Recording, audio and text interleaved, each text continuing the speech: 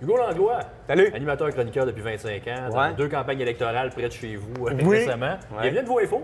Merci mon cher, merci de l'invitation. Chaque 2 semaines, on va se rassembler à l'Inox puis on va jaser autour d'un verre de l'ère du temps politique. Puis là, tu avais le goût de me jaser de toute la saga autour de la vie privée de Bruno Marchand qui s'est retrouvé en vacances. Tout ça acceptable que l'opposition soit allée chercher une photo pour mettre l'accent là-dessus? Regarde, je vais y venir à l'opposition, mais avant, il faut s'entendre, on est dans une ère qu'on écrit. Actuellement, nos politiciens deviennent des stars. Actuellement, les politiciens qui sont élus, prenons l'exemple de Bruno Marchand, cumulent les milliers d'abonnés sur les réseaux sociaux.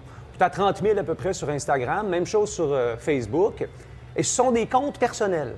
Hein, on ajoute le point maire parce que c'est la fonction, mais ce n'est pas un compte qui appartient au cabinet. Il n'y a pas juste de la politique dessus. Pas juste de la politique dessus, et ça, c'est un excellent point, mais beaucoup de politique. C'est à travers ces comptes-là qu'il va passer son message, avec lesquels il va parler directement à la population, avec lesquels aussi il va se coltailler avec des gens qui n'ont pas le même avis, puis on y reviendra. C'est facile à bloquer sur les réseaux sociaux, puis il le fait allègrement, il s'en vante même, parce que des fois, c'est vrai que le discours dérape. Mais on utilise aussi les réseaux sociaux, dans son cas, pour promouvoir sa vie personnelle.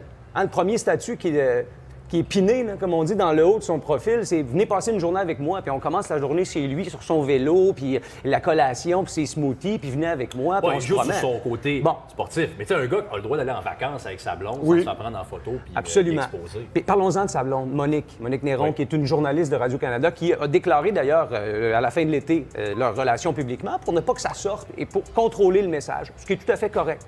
Mais qui, elle aussi, aime partager des moments avec son chum dans la cuisine, en vacances, au soleil. Puis on joue sur cette ligne-là beaucoup. Maintenant, aujourd'hui, quand on parle des réseaux sociaux, on ne les contrôle pas. Le maire apprécie contrôler son message sur ses réseaux. Mais là, la question qui est vraiment importante aujourd'hui, c'est cette fameuse photo qui a été récupérée par l'opposition officielle.